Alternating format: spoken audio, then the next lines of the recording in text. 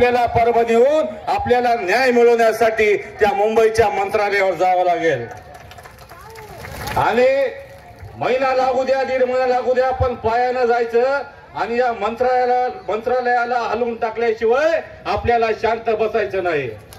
कारण आपल्याला आता इथं बसून 16 तारखेपर्यंत जर न्याय भेटला नाही, 16 तारखेपर्यंत या पोलीसवाल्यावर गुन्हे दाखल झाले नाही, 16 तारखेपर्यंत ते पीआय एपीआय ते नोकरीतून बडतर्फ झाले नाही, तर आपल्याला 17ला आपल्या बॅगा भरायला मारले। हे सगळे पोलीसवाले, दोषी पोलीसवाले नोकरीमधून एक बडतर्फ झाले पाहिजे, सस्पेंड झाले नाही पाहिजे। यांचा मोरक्या जे घोरबाड कुठे जाऊन बसलाय बाराचा, तो त्या घोरबाडवर सर्वप्रथम त्याची संपत्ती जप्त झाली पाहिजे। कारण माझ्यानं एलसीबी मध्ये राहून एवढा पैसा कमवलाय या परभणीमध्ये, लक्षात घ्या। 2 नंबरचे धंदे चालून परभणीमध्ये कोट्याधीश रुपयाची प्रॉपर्टी जमा केली घोरबाडला। या घोरबाडची प्रॉपर्टी जप्त झाली पाहिजे, याच्यावर 302चा गुन्हा दाखल झाला पाहिजे आणि या नोकरीमधून बडतर्फ झाला पाहिजे।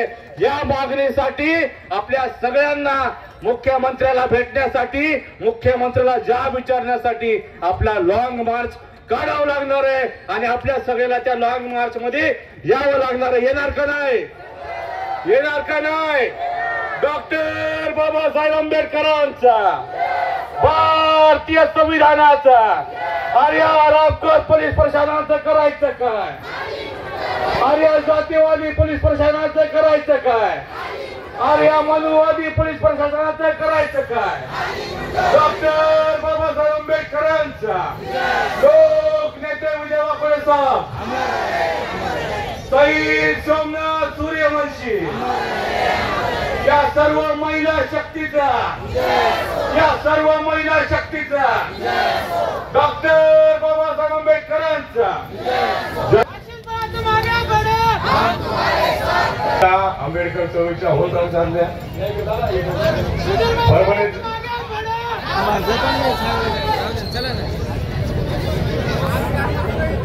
परभणी जिल्हा आंबेडकर चळवळीच्या वतीने दादा घ्या होत असलेल्या धरणे आंदोलनाचा आपला 18वा दिवस आहे। या निमित्त भीम आर्मीचे नेते